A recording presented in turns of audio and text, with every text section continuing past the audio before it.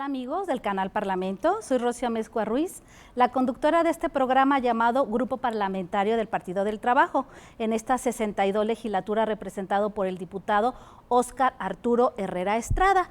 Bueno, pues nos pueden estar viendo por el 17.3 de la televisión abierta, así como por Facebook y YouTube como Canal Parlamento de Jalisco y por Twitter por @CongresoJalTV.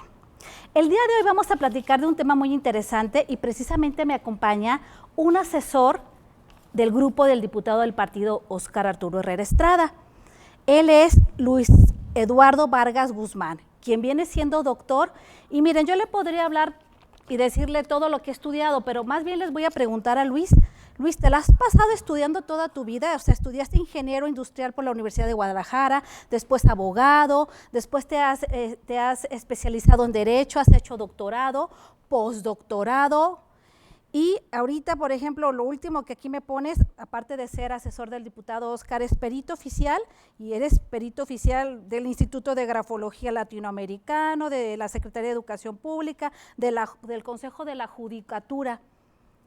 ¿Eres un estudioso o investigador? Pues sí, Rocío, muchas gracias por la oportunidad.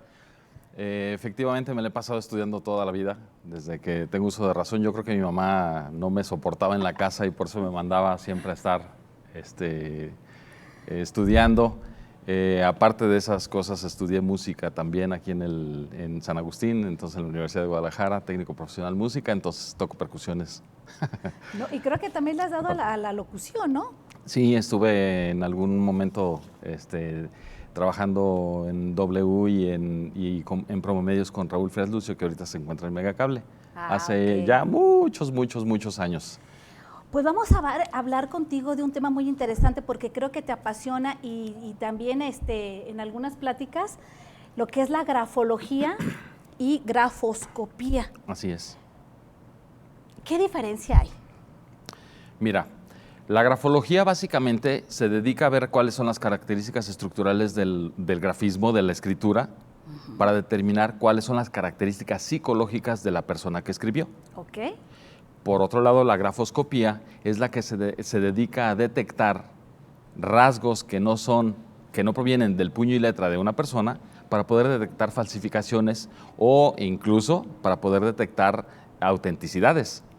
Muchas veces nos damos cuenta en los tribunales que las personas firman documentos y luego dicen, no, yo no lo firmé, esa no es mi firma. Sí. A través de la grafoscopía, con un dictamen pericial en grafoscopía forense, se puede determinar que los rasgos sí corresponden a ese puño y letra o que no corresponden a ese puño y letra. Okay. Los dictámenes en grafología forense y en grafoscopía son totalmente diferentes. Distintos. Siempre en los temas grafológicos va implícita la personalidad. Okay. Entonces, muchos de los peritos en grafoscopía, que actualmente somos peritos del Consejo de la Judicatura y de algunas otras instancias, cuando hacemos un dictamen, muchos de ellos piensan en que están utilizando solamente la física y las matemáticas. La gran mayoría de los peritos en grafoscopía no son grafólogos, solamente son grafóscopos. Entonces dejan de lado algo muy importante desde mi punto de vista, que es la inherencia, cómo lleva implícito el sentimiento, la emoción adentro de un grafismo para poder detectar si eso no es. Y todo eso se puede detectar solamente con la escritura, cómo escribe una persona. Efectivamente. Hay rasgos, si tú te fijas cuando ves escrituración, hay escrituras que son características de incluso ciertas profesiones. Por ejemplo, los médicos, ¿cómo escriben los médicos? Sobre todo los del Seguro Social. No les entiendes nunca. No, nada. Y llegas y parece que las farmacias del Seguro Social está llena de grafólogos, porque le entienden todo, ¿verdad? Sí. Ellos saben que necesitas paracetamol, etcétera, etcétera. Sí.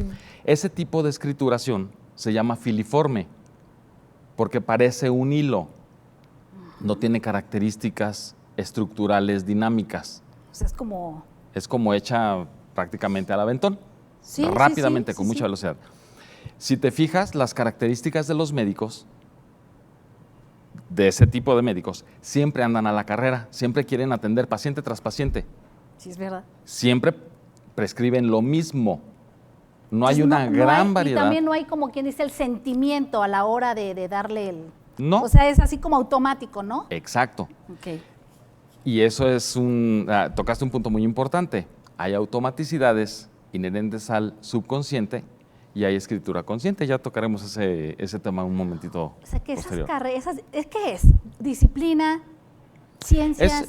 Mira, es una disciplina de la criminalística, pero en probática se determina como que es parte de la junk science. La junk science es la ciencia que está dejada de lado. Yo considero, como yo practico la grafología y practico la grafoscopía, yo considero que es una ciencia porque contamos con toda la metodología científica estructurada para generar un dictamen pericial o para hacer alguna investigación, tanto de la grafología como de la grafoscopía. Es un tema muy amplio para discutirse, pero yo considero que es una ciencia que es muy reciente porque la grafoscopía inició hace apenas 100, 120 años con Michon en 1870 aproximadamente, cuando descifró un manuscrito que había llegado de la viuda de Bonnet. Muere el señor Bonnet, la viuda manda a analizar el testamento y se dan cuenta que el sobre, Michon hizo su análisis, se da cuenta que el sobre contenía exactamente los mismos rasgos de escrituración que el testamento. Entonces el muerto no pudo haber enviado el sobre. Claro. ¿Me explico? Ok. Sí. Con ese dictamen, ese fue el primer dictamen pericial de la historia. Se presentó ante tribunales y se ganó ese juicio. Ok. Entonces de ahí cobra auge esto. De ahí empezó Michon a hacer diferentes dictámenes periciales y luego ya vinieron Jules Crepieux, vino Max Pulver y empezaron a agregarle datos y empezaron a notar algunas características que tenía la escrituración. Por ejemplo, lo que llamamos idiotismos, que ellos le cambiaron de nombre, le pusieron idiotismos Crepieux y luego ya lo mejoraron y le pusieron datos gráficos, gestos gráficos.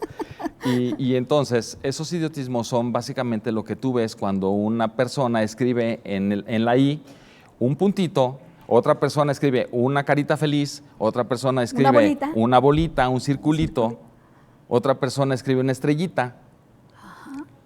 La I no cambia su esencia. Sigue siendo una letra I, pero genera un idiotismo que es característico de la persona que lo escribió. Y eso denota idiotismos en dos vertientes, por vanidad o idiotismos por inmadurez. Obviamente las caritas felices y las estrellitas pues son por inmadurez, ¿verdad? De secundaria, de primaria. Exacto. Y bueno, y alguno que otro adulto también lo hace. Muchos. Muchos adultos. Sí, muchos. Yo tuve un asunto, déjame te platico rápidamente. A ver, platícame. Tuve un asunto en un juicio testamentario donde los herederos eran 5 hermanos. Los herederos son gente relativamente cercana a mí porque son vecinos. Yo les llevé su juicio. Los herederos firmaron para cederle los bienes a uno de los hermanos y uno de ellos me puso una carita feliz en su firma. Y entonces yo me fui de pestañas porque él vivía en Estados Unidos y dije, no es posible que tenga que volver a rehacer todo por la carita feliz. Claro. No, así firma él. Tiene 50 años y firma con una carita feliz en su firma. Y ves la firma de Eugenio Derbez y mismo caso. Tiene una cara triste y una cara de las caras de la comedia. Entonces hay muchos idiotismos implícitos, pero son su sello particular. ¿Pero qué significa idiotismo? Bueno, ¿es la misma, lo que significa idiota o idiotismo? No. Hay que ver entonces qué significa. Un idiotismo es una característica grafológica que es inherente a la vanidad o que es inherente a la inmadurez. Okay. Entonces, ahí te puedes dar cuenta de la madurez de una persona. Por supuesto. Con la grafología te puedes dar cuenta de cualquier característica psicológica que tú quieras. Si la persona tiene depresión, si la persona tiene felicidad. Sencillamente te voy a poner un ejemplo. ¿Cómo una persona firmaría cuando le entregan, se gana el premio de la casa del no sé qué universidad y le llegan a entregar la casa y le dice, fírmele de recibido? ¿Cómo firman? ¿Tú lo ves en la televisión? Entonces imagínate, si los ves en la entrevista, imagínate cómo firmarán. Pues que estarán nerviosos con Mucha adrenalina, ¿no? mucha adrenalina. Ahora imagínate que 3 años después no pagaron el mantenimiento de la casa, los demandaron y llegan los señores del juzgado, el secretario ejecutor, y le dice, fírmeme el acta de embargo. Su casa está embargada. ¿Cómo firma el mismo señor? ¿Tú crees que existan diferencias entre la firma cuando se la entregaron Claro. y la firma cuando se la están embargando? Yo pienso que sí. Bueno, es que deja de decirte, pienso que sí, hay adrenalina, tanto cuando tú estás haciendo, estás con mucho gusto, que cuando tienes mucho nervio o mucha tristeza o mucha preocupación. Pero tú dime, ¿sí cambia o no cambia? Porque la adrenalina está. Por supuesto. Los rasgos grafológicos persisten a través del tiempo, pero las emociones no. Y aquí voy a platicarte lo que significa la teoría de la ensalada. Okay. Cuando tú imagínate tu ensalada perfecta, nada más no le pongas aderezo. Imagínate los ingredientes que tiene una ensalada: jitomate, lechuga, aceitunas negras, lo que tú quieras. Okay. Entonces imagínate, ¿cuál es tu aderezo favorito? El ranch. Ranch. ¿Te sabría igual si le ponemos aceite balsámico o aceite y vinagre balsámico? Para nada. ¿Te sabría igual si le pones 1000 islas? Tampoco. Esas son las emociones. La esencia, la ensalada es lo mismo. Sí. Ya. El aderezo hace que cambie todo el sabor de la ensalada. Por eso no firmamos igual cuando estamos tristes, ni enojados, ni deprimidos, ni etcétera, etcétera. Tú recordarás cuando te hacían enojar en la escuela, me imagino que eso nos pasa a todos, que escribías en el cuaderno y le remarcabas y lo rompías. ¿Te acuerdas? Sí. Y también te acuerdas de personas que están en el teléfono y empiezan a hacer espirales o estrellitas o cuadritos. Es por la emoción que estás tú o con el cabello, permeando, ¿no? o con el cabello. Exacto, estás tú inconscientemente generando alguna situación que desencadena esos detalles grafoscópicos y grafológicos. Muy bien. Entonces, para que alguien se quiera ser profesional en estas disciplinas, tendría que estudiar grafología y grafoscopía. Esa es una pregunta muy importante. Yo, Luis Vargas, considero que sí, definitivamente. Sí. Pero muchos peritos consideran que no. Para ellos, incluso peritos de alto renombre en Jalisco, ellos consideran que la grafoscopía es un tema dedicado a la física y a las matemáticas. Porque hay fricción de la pluma, porque hay una presión, una velocidad, etcétera, etcétera, al momento de ejecutar. Sin embargo, si no estudias grafología forense, no puedes entender el proceso emocional de la escrituración. Entonces, es muy importante esto, y he tenido muchísimo éxito en todos los juzgados en los que he presentado dictámenes periciales, tanto en grafología forense como en grafoscopía, porque puedes explicar de una manera más coherente, más que el juez entiende mejor, que el juzgador está comprendiendo lo que le estás diciendo, si tienes bases grafológicas, no solo grafoscópicas, porque básicamente una persona que se dedica a hacer grafoscopía se convierte en una persona que ve diferencias. Y las firmas no solo, nunca vamos a firmar jamás 2 veces de la misma manera en toda tu vida. Siempre va a haber pequeñas diferencias. Entonces, ¿en qué se fijan los grafóscopos? En esas diferencias necesitan necesariamente ver la emoción que imprimiste, o gestos tipo que son inherentes al subconsciente de la persona. Los gestos tipo son elementos que prueban la autenticidad de una firma. Nadie puede hacer los gestos tipo que hace Rocío, y nadie puede hacer los gestos tipo que hago yo. Son exclusivos, son como el ADN escritural. Pero a ver, entonces, ¿por qué a veces pasaba que cuando tú quieres falsificar una firma, y hasta niños de primaria lo hicieron por las calificaciones, y tú veías, y bueno, pues sí, me falsificaste mi firma, hijo, pero pues te salió, o sea, así a simple vista parece que sí es mi firma. ¿Cuál? Y esa es una muy buena pregunta que he discutido con algunos magistrados en el Tribunal Superior de Justicia, Tribunal Federal de Justicia Fiscal y Administrativa. Dicen, pero si la firma es igualita, ¿tú por qué la determinas como faltas? Tu dictamen dice que es falsificada.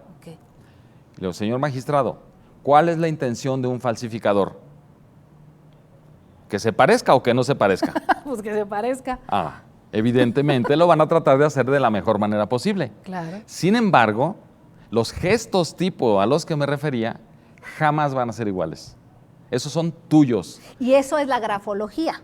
Eso es la grafología con la grafoscopía combinadas. Todo lo combinas, muy bien. Ahí tiene mucho que ver la presión, la velocidad, la inclinación, las circunferenciaciones, las elípticas que se hacen, los cierres, las abreaciones, todo el conjunto de datos grafológicos que tiene un escrito es lo que le dicta la pauta a seguir al grafóscopo o al grafólogo para que dictaminen una firma como auténtica o como falsa. Pues mira, antes de irnos a un corte, porque se nos acaba el primer bloque, me gustaría para cerrar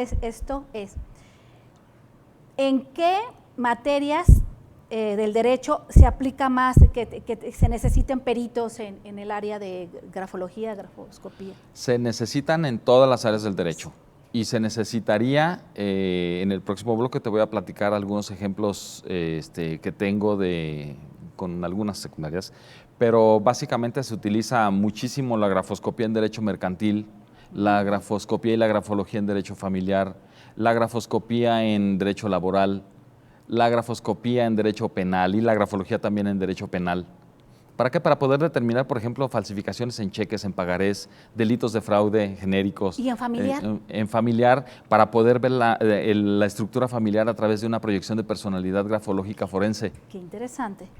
Entonces, hay veces que el tema aquí no se usa mucho en Guadalajara, pero en la Ciudad de México es muy comúnmente usado que los juzgados soliciten un dictamen pericial en grafología forense para determinar incluso cuál es el papá idóneo para mantener la custodia de los hijos, porque los papás, existe siempre esta creencia de que las mamás son las más adecuadas para tenerlas, y entonces cuando llegan las mamás a un juzgado y se entrevistan con el secretario, con el juez, o les hacen los cuestionamientos a través de las pruebas confesionales o testimoniales, etcétera, estas personas muchas veces tienen características de sufrimiento, son abnegadas, y los papás generalmente, en algunas ocasiones, pues son más militares, son más serios, son menos cariñosos. Sin embargo, en este cuestionamiento a veces es incluso necesario poner la custodia con los papás. Muy bien. Para evitar delincuentes futuros. Eso me vas a platicar en el siguiente bloque. Regresamos con ustedes.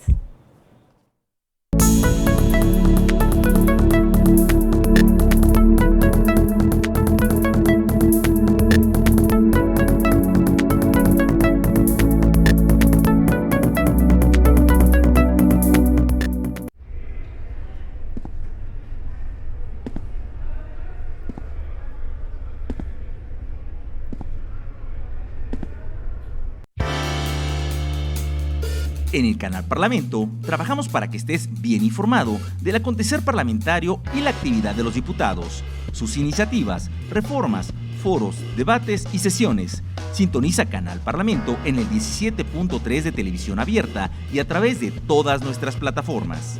En la web, Canal Parlamento de Jalisco. Facebook, Canal Parlamento de Jalisco. Twitter, @CongresoJalTV. YouTube, Canal Parlamento de Jalisco. Periscope, @CongresoJalTV. Instagram, @Canal Parlamento de Jalisco. O descargando en tu celular nuestra app, Congreso TV. Estamos en todas partes, en todo momento, Canal Parlamento, la Cámara de la Gente, Congreso de Jalisco.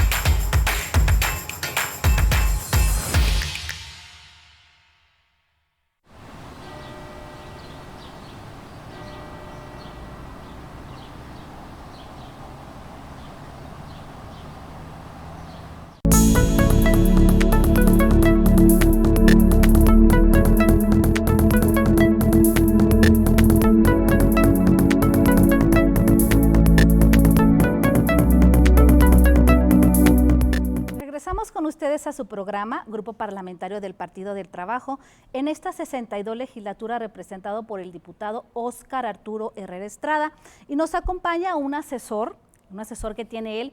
¿Qué hace un asesor en el Congreso del Estado cuando trabaja con un diputado? Bueno, pues le ayuda mucho a las cuestiones de su imagen, a las cuestiones de qué tipo de iniciativas presentar, y también en los escritos, en la redacción de un escrito, porque se supone que, bueno, un asesor pues ya tiene títulos universitarios, maestrías, doctorados, y bueno, estamos hablando con uno de los mejores asesores del diputado Óscar Arturo Herrera Estrada, que le apasiona el derecho penal y es perito en grafología y grafoscopía. Una pregunta. A veces, bueno, los niños quieren tener firma como los padres, ¿no? Pero si estás hablando que hay una evolución en nuestra escritura, ¿cuándo sería realmente bueno que tengas ya una firma? Que ya hayas desarrollado una firma con la que vas a estar firmando, bueno, tu IFE, tu INE. Regularmente las firmas se desarrollan entre los 10 y los 20 años de vida. Okay. Hay gente muy tardada que anda inventando sus firmas porque los diseños no les dan y firman con su nombre. Muchos se quedan así incluso, pero hasta los 20 años todavía hay oportunidad de que su subconsciente desarrolle una firma. Todas las firmas tienen el subconsciente adherido, necesitan estar automatizadas subconscientemente. Ajá. Lo que es muy importante de lo que acabas de mencionar es que quieren imitar las firmas de los papás. Fíjate que ese es un tema padrísimo que merece una investigación a fondo, porque yo me he dado cuenta muchas veces cuando estoy haciendo alguna peritaje grafológico forense proyectivo de personalidad, okay, que las firmas o las letras o ciertas características de la escrituración de los padres permean a los hijos. Entonces lo he visto tantas veces, tan constantemente, que no das crédito y dices, ah, caray, ¿cómo es posible que la P del papá sea exactamente igual a la P del hijo? Sí. Y entonces llegué a la conclusión de que esas características grafoescriturales se heredan. Es decir, si heredamos la manera de caminar, si heredamos las cejas o los ojos o la boca, ¿por qué no habría? Incluso heredamos el humor, sí, las características de afectividad. Sí. La mamá es muy cariñosita y las niñas también son cariñositas. Entonces, ¿por qué no vamos a heredar la manera de escribir? Sí. Y entonces me he dado a la tarea de buscar características en común entre padres e hijos y he encontrado infinidad. Es muy interesante ese tema. Bueno, regresando a la otra pregunta. ¿Para qué sirve? Entonces, ponme ejemplos de alguna cuestión de derecho familiar, de derecho mercantil, derechos en donde tú, o sea, la grafología y la grafoscopía te la han pedido como una prueba para documentar o para probar algo. Sí, mira, lo que es más común, de hecho, si ves el listado de peritos del Consejo de la Judicatura de Jalisco. Oye, ¿cómo cuántos son? Somos 55 peritos en grafoscopía y somos 7 únicamente en grafología forense. Entonces, para que veas que no todos están permeados con la grafoscopía, sí. Y desde mi punto de vista, es muy importante que tengan formación grafológica todos los peritos en grafoscopía, sí, para ver esas características estructurales que se generan con los gestos tipos que permiten ser estudiados a través de la grafología. ¿Y cuánto es el estudio? ¿Cuánto duras estudiando grafología? Yo estudié en la Ciudad de México en el año 2000, y en el Colegio Mexicano de Grafología, y estudié 2 años. Okay. Y ahí te expiden una credencial como perito en grafología forense o en grafoscopía, o en las dos materias. Muy bien. Hay ahorita mucha oferta para estudiar esta clase de o sea, tiene materias. Futuro. Tiene mucho futuro y tiene una amplitud impresionante de aplicaciones, porque, por ejemplo, cuando tú ves un escrito de una persona, te das idea de cuáles son sus características y entonces puedes tratarla de la manera que a esa persona le guste. Hay personas a las que no les gusta el contacto físico, pero hay personas a las que les gusta mucho el contacto físico y el apapacho. ¿Y te puedes dar cuenta en la forma de escribir? Por supuesto. A ver, ponme ejemplos entonces, vamos a eso. Mira, la escrituración, por ejemplo, la escrituración espaciada, hay personas cuya escrituración no segmenta las palabras entre letra y letra de una manera completamente Lineal o pegada. pegada. Okay. Hay personas que despegan las letras en una sola palabra, en una misma palabra. Hay personas que las compactan al contrario. Hay personas que cuando lo vemos dicen, pues está normal, está regular. Ese espaciamiento y la inclinación de las letras hacia la izquierda o la derecha te da la idea del grado de sociabilización que tiene una persona. Entre las letras estén más inclinadas hacia la derecha, va a tener un mayor grado de sociabilización. Cuando las personas escriben con una inclinación hacia la izquierda, la cámara a lo mejor no me estoy haciendo los movimientos contrarios porque estamos en espejo, pero cuando las personas escriben con una inclinación a la izquierda, y por inclinación me refiero a las letras L, T, las A, incluso los óvalos que están inclinaditos hacia la izquierda o hacia la derecha. Sí. Si es hacia la izquierda, las personas se alejan un poquito de la sociabilización. Okay. Existen zonas escriturales, esto me lleva a otro temita, existen zonas escriturales que te dan una idea de los cuadrantes en los que se divide la grafología. Hay zona superior, hay zona media y hay zona inferior. Y también hay zona derecha, zona central y zona izquierda. Entonces, cuando la zona izquierda se va hacia el yo, la zona de la derecha se va hacia los demás. Entonces, cuando ves escritura inclinada hacia la derecha, estás apegándote a los demás. Cuando lo ves hacia la izquierda, estás centrándote en tu yo. Básicamente. Si esto lo supieran los maestros, ellos son los que revisan las tareas de los niños, ¿sí? Podrían darse cuenta qué tipo de personalidad y lo que le está faltando al niño tanto en casa como en la escuela, ¿no? En su interior también, ¿qué está pasando? Mira, hubiera parecido que nos pusimos de acuerdo. ¿Por qué? Un tema exactamente puntual con lo que estás comentando. En la secundaria de mi hija, yo hago mis peritajes en la casa, regularmente los peritajes no los hago en la oficina porque son asuntos que merecen el 100% de mi concentración. Okay. Nunca hago un peritaje a las 3 de la tarde, nunca hago un peritaje a las 12 del día. A esa hora voy y tomo las muestras a los juzgados, pero los peritajes realmente se ejecutan en mi oficina, en la casa, okay. y los inicio a las 11 o 12 de la noche, cuando ya todo está silencio. Mis hijas me ven trabajar y de repente hasta se acercan a ver qué estoy haciendo en las computadoras. Una de mis hijas en la secundaria un día llegó con una cartita y me dice, mira papi, lo que me entregó una de sus amiguitas. Entonces abrí la carta y dije, caray, desde el punto de vista grafológico mereció mucha atención mía, porque tenía ciertas características peligrosas. O sea, antes de leerlo, alguien que es un perito, como en tu caso, pues, antes de leer lo que dice, simplemente por ver la forma de que está la escritura, ¿puede saber algo? De hecho, los peritos en grafología forense no deberíamos de leer nada. Lo único que vemos son formas, trazos, rasgos escriturales, espacios, la espacialidad de las formas, en dónde está la escritura.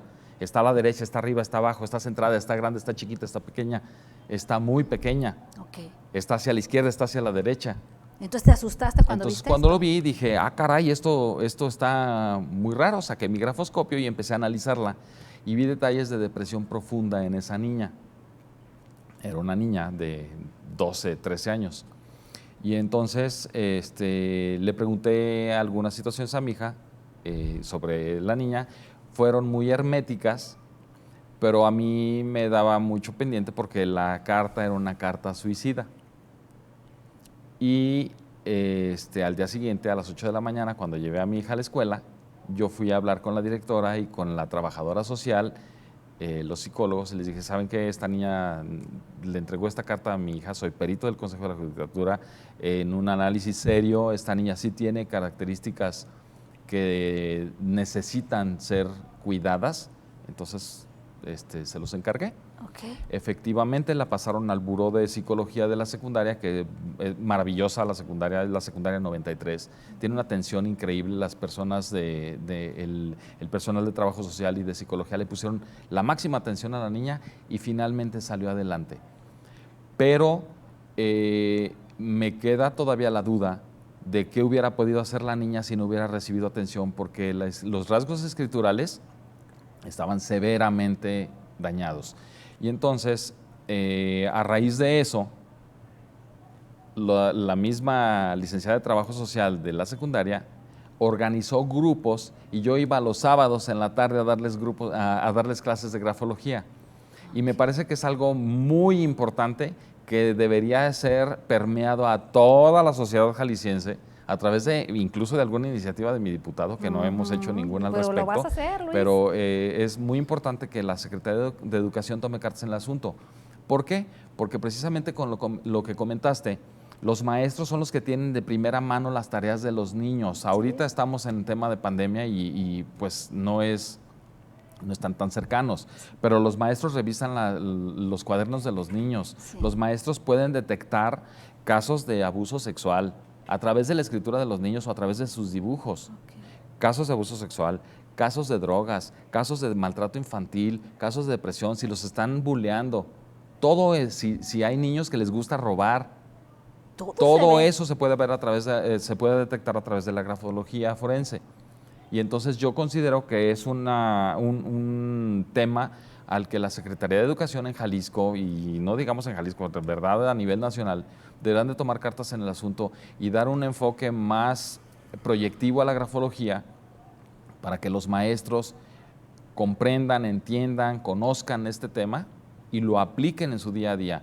Si a mí me sirve para saber en un juzgado cómo dirigirme a un juez o cómo dirigirme a un secretario, incluso cómo dirigirme con el personal de los archivos, ¿trabajositos? Entonces, algunos les gusta el apapacho, entonces llegas y les tocas el hombro, los haces sentir bien y te atienden muy bien. Yo tengo verdaderamente cero quejas en los juzgados. En Ciudad Judicial me tratan muy bien con todas las personas con las que voy. Di que es mi personalidad, di que es lo poquito que le entiendo a la grafología pues y que tomo ventaja, eso también, ¿no? Pero a mí me va muy bien y yo conozco muchos de mis amigos, en ocasiones se quejan de la manera en las que se llevan, pues, hay la relación interactuando humanamente, pues. Claro. Entonces, yo considero que sí es un tema que merecería toda la atención del secretario de Educación, actual y futuros, para que pudieran, entonces, generar una iniciativa en la que los maestros entendieran pues esta iniciativa, Luis, estaría bien que le hiciera el diputado Óscar Arturo Herrera Estrada, porque a él le interesa mucho la educación emocional, sí. Se preocupa mucho por ese aspecto, pues recuerda, hasta tiene un libro en ese sentido. Claro. Bueno, seguimos con otra pregunta. A ver. Entonces, tú dime, ¿para qué sirve un peritaje en grafología forense y un peritaje en grafoscopía? Mira, los peritajes en grafología forense son aquellos que intentan descubrir las eventualidades o las características psicológicas de un ser humano. Entonces, esos, te mencionaste hace un momento, que aquí en Jalisco no se utilizan mucho en los juzgados de corte familiar, pero en materia familiar, en el DF, son muy usados los peritajes en grafología forense. Se llaman proyectivos de personalidad, porque a través de dibujos y de escrituración, tú llevas al individuo a que te dé elementos para poder dictaminar su psique. Okay. Entonces, es diferente de uno psicológico. Y yo incluso, con todo el debido respeto, creo que es más completo. Porque los psicólogos hacen el test del árbol, el test del hombre bajo la lluvia, los test de Macover, etcétera, etcétera, o de Rorschach. Y entonces todos esos tests te dan características psicológicas. Sin embargo, nosotros, aparte de que vemos algunas de esas características de estos tests, también vemos los aspectos grafológicos. ¿Y a qué me refiero con aspectos grafológicos? El uso de la recta sobre la curva o del ángulo sobre la curva. Los usos de arpones, de ganchos, de los puntos de ataque, en los puntos de ataque. Un punto de ataque es aquel que se da cuando tú posas la pluma en el papel. Okay. Entonces, haces tu recorrido, pero ese recorrido ya tuvo un inicio.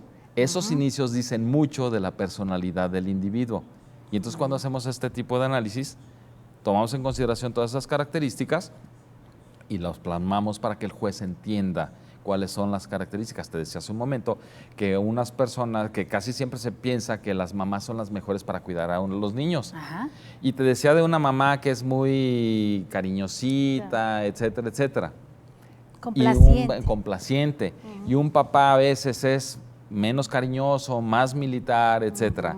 Pero como hacemos en los grafológicos proyectivos de personalidad, analizamos la escritura del papá, de la mamá y de los niños, a veces nos damos cuenta que hay un empate entre el papá y el hijo, porque si se va con la mamá, podría existir la permisividad necesaria para que el niño se convierta en delincuente.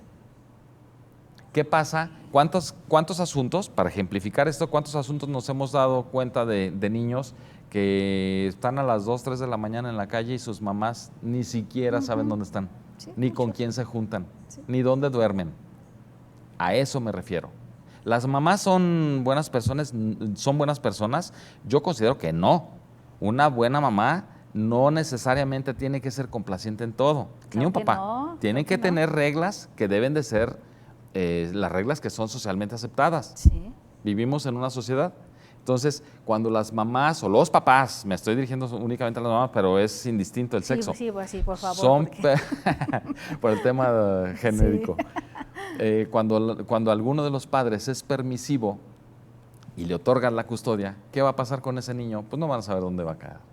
Va a andar en la calle, va a andar drogándose, va a andar... Entonces tenemos como peritos, tenemos una misión social y una lealtad y honestidad que tenemos que tener muy en alto, porque tenemos que ver toda esta clase de valores para poder dictaminar dónde vas a sugerirle al juez que quede el niño bajo custodia. Eso es en cuanto a los peritajes grafológicos. En cuanto a los peritajes grafoscópicos, se dan mucho en los terrenos de lo civil y de lo mercantil, sobre todo, algunas veces en el ámbito penal, cuando hay alguna falsificación de actas, de libros, de cheques, de pagarés, en temas delictuosos, en el tema penal y de temas de mercantiles. Ok. Bueno, pues creo que nos acaba el segundo bloque, pero todavía tengo muchas preguntas que hacerte y también me gustaría saber qué propuestas hay para el Congreso del Estado, Luis. Entonces, no se vayan, regresamos con ustedes.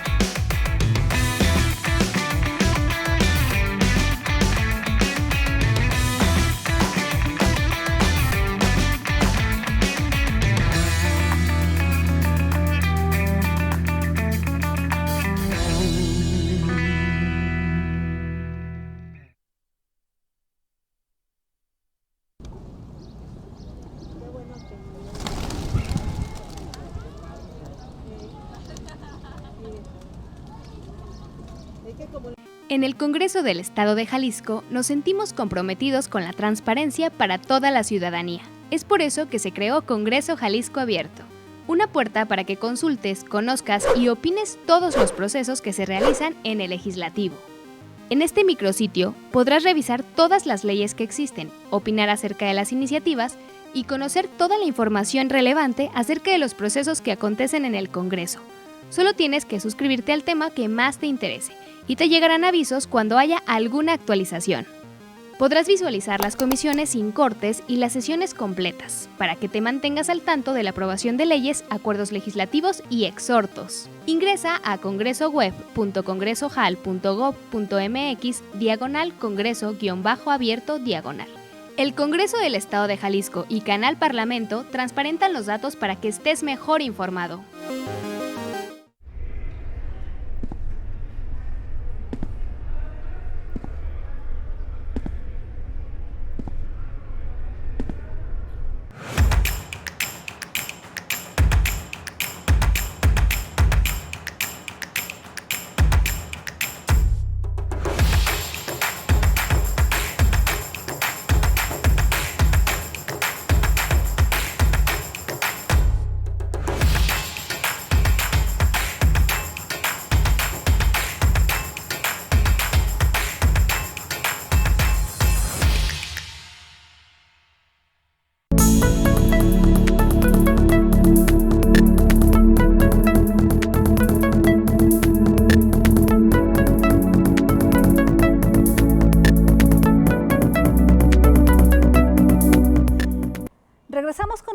a su programa Grupo Parlamentario del Partido del Trabajo. Tenemos al doctor Luis Vargas Guzmán, que nos está hablando de grafoscopía y grafología.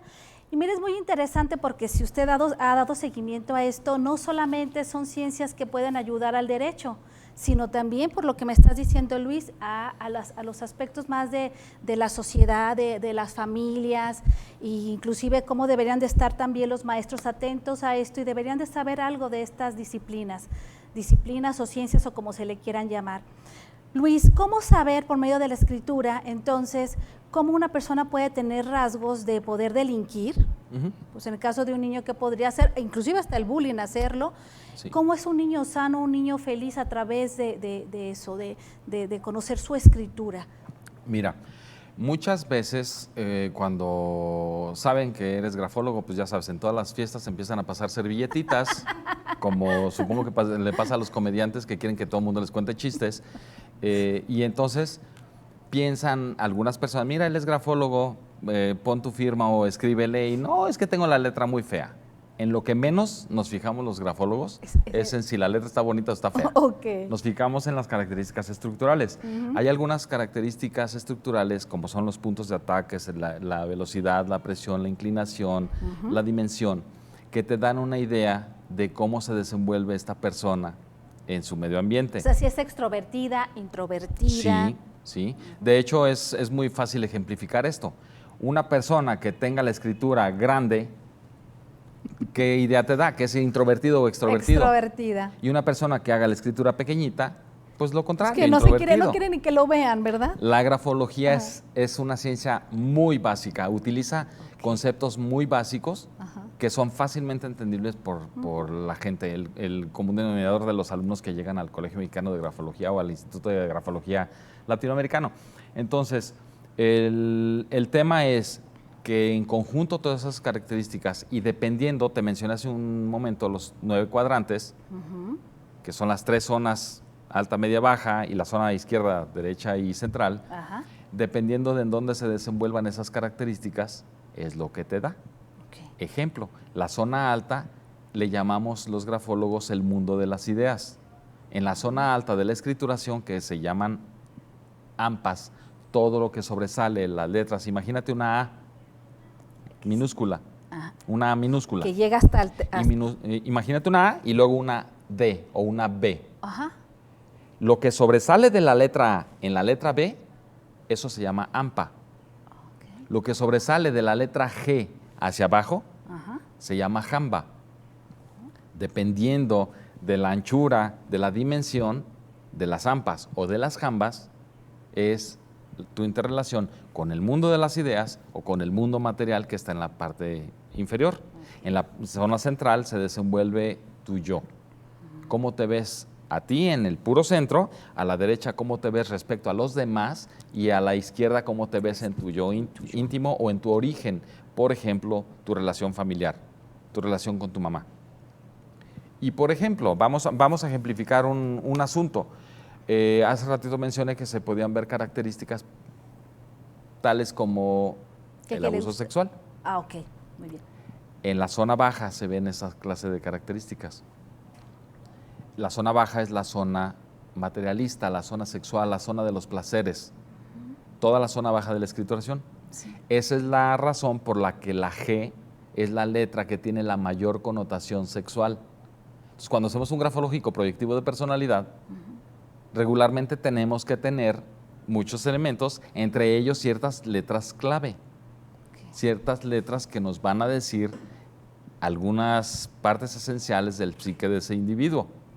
Por ejemplo, su grado de liderazgo, su libido, la cantidad o volumen de su libido sexual, qué tan discreto es esa persona o qué tan indiscreto es, si está sociabilizando, si no está sociabilizando, si hay ganchos que inviten a la deshonestidad, el tema de la delincuencia, si existen algunos microtemblores en la parte superior que te infieran que estás enfrente de una persona que ha abusado de drogas, todo eso se ve ahí. Entonces eso es muy importante que se detecte, por eso hago hincapié en el asunto de las secundarias, que se detecte esto en etapas tempranas para que mejore la sociedad. Claro. Para que deje de haber todo este montón de delincuencia y se puedan enfocar los maestros en atender o mandar a los burós de psicología de las secundarias o de los institutos a las personas que tengan esa calidad en sus rasgos escriturales. En muchas ocasiones, en las mismas secundarias, es donde se empiezan a vender drogas o a consumir drogas. Ahí empieza en muchas ocasiones el asunto sexual, el desarrollo sexual de los jóvenes. Ahí es donde, en la etapa de la secundaria, es donde muchas veces se inicia con la vida sexual activa de los menores de edad. Sí, es verdad. Entonces, debemos de estar atentos a esta clase de características a nivel maestros, ya no dijéramos a nivel papás, ¿verdad? Porque Sí, yo les también. revisaba, en mi casa, has de saber que la tarea las hacían mis hijas conmigo. Mi esposa me decía, ya la hicieron, sí, pero yo la reviso. Ok. Porque necesitaba asegurarme de las características que estaban manteniendo mis hijas. Pobres, han sido mis conejillos de indias para mejorar, pero son buenas niñas y son extrovertidas y son felices. Y yo creo que se debe a que estamos al pendiente de ellas, pues. Claro. Entonces, sería hasta una manera que los padres podrían darse cuenta por dónde irle, ¿no? Sí. Y lo bonito de esto es que existe un tema adicional lateral a la grafología o hijo de la grafología que se llama grafoterapia. Te explico. A ver. Esto es un tema que merecería que hiciéramos un programa aparte. Claro, claro que sí. Porque la grafoterapia, te voy a explicar, cuando tú tienes una emoción en tu cerebro, cuando tú visualizas, dices, casa, inmediatamente haces una evocación de imágenes en tu cerebro. Sí. Eso se traduce en impulsos nerviosos que viajan por tus nervios, eléctricos, perdón, que viajan por tus nervios y que hacen una contracción en tus músculos. Cuando tú escribes casa o dibujas una casa, es porque tú ya hiciste una evocación en tu cerebro. Entonces hay un camino neuroescritural que viaja desde tu hipófisis hasta los músculos de tus manos. No es otra cosa más que un 1 o un 0, es un sistema binario. Tus músculos o se relajan o se contraen en todo el cuerpo. Entonces, cuando tú estás escribiendo casa, la palabra casa, o dibujando una casa, es una serie de estímulos eléctricos que viajan por tus músculos, por tus nervios hasta tus músculos. Y entonces, todo tiene un que ver. ¿Sería una terapia hacer eso? ¿Cómo? No, una terapia es lo que le estoy haciéndote un prefacio, un preámbulo para la grafoterapia. Ok. Porque como viaja tu información a través de un canal escritural, a través de redes que ya tienes diseñadas en tu cerebro, que se desarrollaron cuando desarrollaste tu escrituración Sí. en edades tempranas, es difícil romper esos hábitos. Es difícil romper esas conexiones nerviosas. Sin embargo, si tú haces, por ejemplo, una abreación completamente cerrada, que eso genera, una abreación es que cierres tus os o que cierres tus as y que incluso a veces las sobrepases. Y esa abreación, lo que te genera en un individuo, sea niño o adulto, es una poca verbalización. Y tú quieres que esa persona verbalice, Sí. hay que abrirle esas os o esas as. Hay que hacer que la abreación no sea cerrada. Ok. Y entonces, como tu subconsciente está acostumbrado a hacerla cerrada, cuando tú la dejas de cerrar, necesita necesariamente haber un proceso consciente. Porque si no, de otra manera, inconscientemente lo vas a hacer. A eso le llamamos grafoterapia. A obligar al individuo a que haga la escrituración con ciertas características que no tiene, para obligar a que se abran nuevos caminos o nuevas conexiones nerviosas en su cerebro. Y eso me hace esa pregunta. Antes sí daban la caligrafía y te ponían ahí más o menos la letra, como la A debería de estar en el cuadrito, la cuadrícula, la B, la C. No sé si realmente, si todavía sigan dando esas clases, pero entonces quiere decir que sí sirve mucho porque más o menos tú ya sabías cómo debería de ser ¿cómo se dice? Las medidas de una D, de una R, y no hacer tanta desproporción a veces entre las letras. Mira, esto que acabas de decir fue tema de una tesina, en el Colegio Mexicano de Grafología por la doctora Heréndira doctorada en Moscú, y me hizo una tesina respecto, y precisamente trabajamos juntos en esto, respecto a cómo el asunto de hacer letra Palmer y después, en 1970 y tantos, 80 y tantos, hacer la letra script generó una descohesión social. Si te fijas, en los años 60, 70 y antes, cuando todos escribíamos manuscrita, o letra, se llama Palmer. Técnicamente, la gente se conocía por todos lados.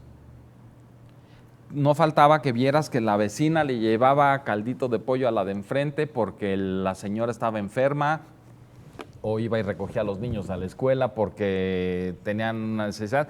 Todos los vecinos se conocían, todas las personas interactuaban. Era otro mundo. Sin embargo, esta doctora, Heréndira, se fijó que a raíz de que se empezó a generalizar el uso de la letra Palmer, después de los 70s, la gente empezó a descohesionarse, a despegarse unos de otros. Habla de la sociabilización. La letra dejó de tener enlaces entre letra y letra. Es cierto. Y entonces, ahora te das cuenta que no conoces ni al que vive arriba, ni al que vive abajo, ni al que vive a un lado, ni al otro, en tu propio edificio muchas veces. O los del coto, solamente conoces a la de al lado porque salen a barrer al mismo tiempo y lo más que se dicen son buenos días. Sí, es verdad. Pero no sabes ni quién vive al lado. Y luego, de repente, ya siendo dramáticos, llega el ejército y les incauta la casa a los vecinos de enfrente y tú ni sabías que ahí había secuestrados, armas, etcétera. Porque se quitó esa cohesión a través de la escrituración. Esa fue su tesina de ella. Esa fue la tesina. Y a mí me pareció muy, muy importante, muy valiosa y muy relevante. Me gustó mucho. Yo fui su sinodal. Muy bien, pues qué interesante. Sí, muy interesante. Pero entonces, como te decía, si ayudabas, sea como sea la caligrafía, en el estar viendo cómo debía hacerse una A, cómo debía hacerse una B, que te regañaban y te decían, a ver, es que no estás poniendo bien la mano, hazlo así porque te estás inclinando mucho para acá, entonces acomódate mejor para que la B sea más derechita, no la hagas tan inclinada a la izquierda, a la derecha, o sea, todas esas cosas. Y se puede ver entonces sus rasgos de una persona que puede llegar a delinquir. Sí, mira. Existen ciertos ganchos en las personas cuando escriben, sobre todo en script, porque hay letras que generan esta clase de permisibilidades, como la letra N o la M. Y las personas cuando hacen la letra N y ponen la barra y luego la curva y la bajan más allá de la línea de base y luego le hacen un ganchito que va hacia los demás, esas personas, ese rasgo, genera un rasgo de deshonestidad. Esas personas son propensas a delinquir. Esas personas, hay muchas personas que cargan tinta en la parte baja de la escrituración. ¿Te acuerdas que te mencioné que son 3 zonas? Sí. En la parte baja cargan mucha tinta. Esas personas les interesa el dinero, son materialistas, les interesa el sexo, los placeres, los vinos. Entonces, de esa manera, y por supuesto que esto platicado aquí es solamente una probadita, porque nosotros tenemos que agarrar todas esas características, meterlas a la licuadora mental y prenderle, para nosotros poder dictaminar la proyección de la personalidad de ese individuo. Simplemente te estoy diciendo cuáles son las características que tomamos en consideración para esta clase de asuntos. Entonces también podría ser que no sea, no tanto... Se me ocurre preguntarte, no tanto que sea una persona que vaya a delinquir, sino que sí es una persona que puede inclusive salirse de las normas y tratar de ser más libre que el común. O hay otro tipo para que veas eso. Es que te voy a explicar. Las zonas alta, media y baja tienen su zona izquierda, su zona central y su zona derecha. Son 9 cuadrantes. Sí. Cada uno de ellos significa algo. Y en donde más hay tinta, la tinta, para empezar, grafológicamente hablando, la tinta es emoción. Donde hay más tinta, hay más emoción. Entonces, en los 9 cuadrantes, uno de ellos va a prevalecer como el más pesado en tinta. Y podría haber... Y no tiene nada que ver que la tinta en ese momento le salga más tinta. Nada que ver. Es la cantidad, por tinta me refiero a la cantidad de veces que pasa el útil inscriptor a través de ese escrito. Ok. Hay, Pues qué interesante, Luis, qué interesante. Mira, se nos está acabando el tiempo, tenemos solamente 3 minutos y me gustaría que nos hablaras qué propuestas hay en el Congreso del Estado en relación, bueno, a algo que sea de lo tuyo, de penal, de peritajes. Aquí me habías dicho primero, estandarización de la manera en la que se presentan los peritajes en las diversas materias. Sí, mira, yo en este sentido es importante que mencione que muchos peritos, yo me he dado cuenta que a veces se equivocan y presentan los peritajes en oficialidad de partes del propio juzgado o la presentan con el secretario y no hay una estandarización. Dependiendo de si te vas al Código de Comercio, si te vas al Código de Procedimientos Civiles, se presentan en diferentes momentos procesales. ¿Y qué propones? Voy a estudiar la manera en la que se puede estandarizar, para presentarle una iniciativa a nombre del diputado, para que se pueda estandarizar y que todos sean presentados de la misma manera. Ha habido situaciones en las que se pierden los casos porque no se presentó el peritaje en el lugar adecuado y se considera la prueba desierta. Entonces, luego se tienen que ir al amparo, etcétera, etcétera, y causa mucho más problema que si las maneras de presentar los peritajes estuvieran estandarizadas. Muy bien. Otra de las iniciativas. Centralización de los turnos de acuerdo con el registro de peritos que tiene el Consejo de la Judicatura, pones aquí, para que exista una distribución equitativa. Sí.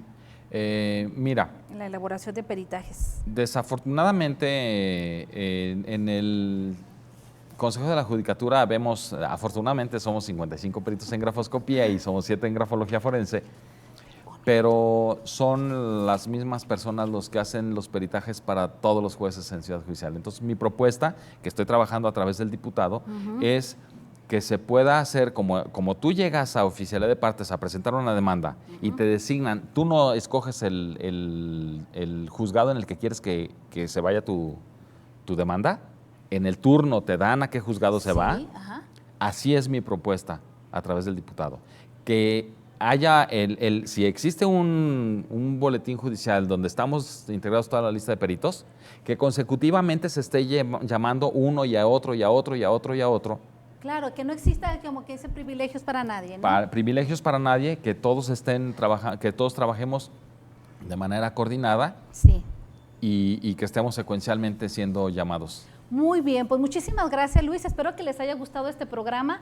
Te vamos a invitar para que también hablemos en lo que viene siendo el nuevo proceso para el nuevo sistema de justicia penal, que nos expliques también ahí. Claro que sí, con mucho gusto. Nos vemos.